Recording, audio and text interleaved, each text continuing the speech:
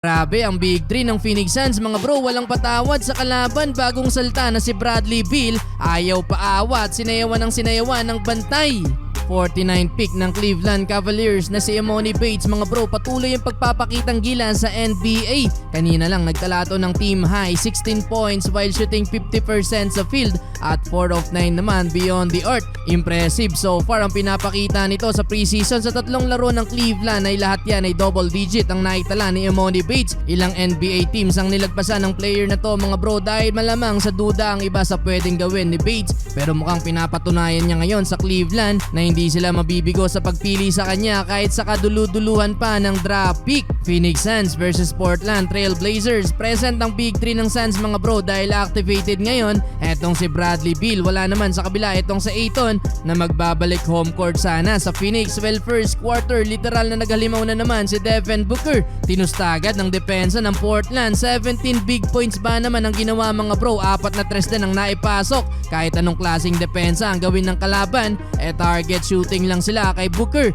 Siya lang din sa starting 5 ang naglaro buong quarter. Kevin Durant naman mga bro nakakapagtala ng 6 points in 9 minutes habang si Bradley Beal alat pa sa kanyang opensa. 0 for 3 sa field si Beal pero meron siyang 4 points dahil sa 4 niyang free throw. Ang rookie naman na si Scoot Henderson alat din, bokya pa sa opening quarter. Kaya naman nabante ng 13 points sa first quarter ang home team 36-23. Second quarter habang pahinga si Devin Booker, si Kevin Durant naman ang kumana sa Phoenix. Literal na hindi maubusan ang team na to sa opensa mga bro. Meron ka pang Bradley Beal na naitala na din ang kanyang first field goal. Back-to-back layup galing sa assist ni Kevin Durant. Pakitang gilas din ng handle si Beal. Ganda pa ng pagkaka-assist niya dito para sa 2 points ni Metu. Lobo na sa 20 puntos ang lamang ng Phoenix. Under 7 minutes, 7 straight points para kay KD.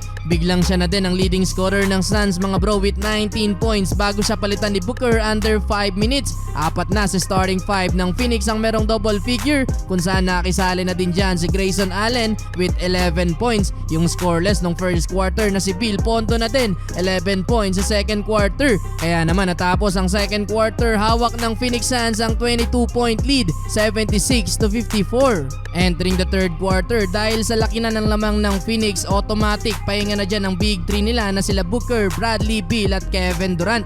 Habang sa kabila naman mga bro, naglaro pa ang rookie na si Scoot Henderson na so far dito palang kumakana. Nakapagpakitang gilas na si Wembanyama pero parang nakukulangan pa ang iba sa rookie ng Portland. Well, natapos ang laban mga bro, nagtala ng 19 points, 4 assists, 2 rebounds at 2 steals etong si Devin Booker. Sa loob lang yan ng 18 minutes, 19 points din para kay Kevin Durant, samahan ng 3 rebounds at 4 assists. Played 15 minutes habang si Bradley Beal mga bro kumana ng 11 points, 2 assists at 2 steals while shooting 2 of 7 sa field. Played 18 minutes.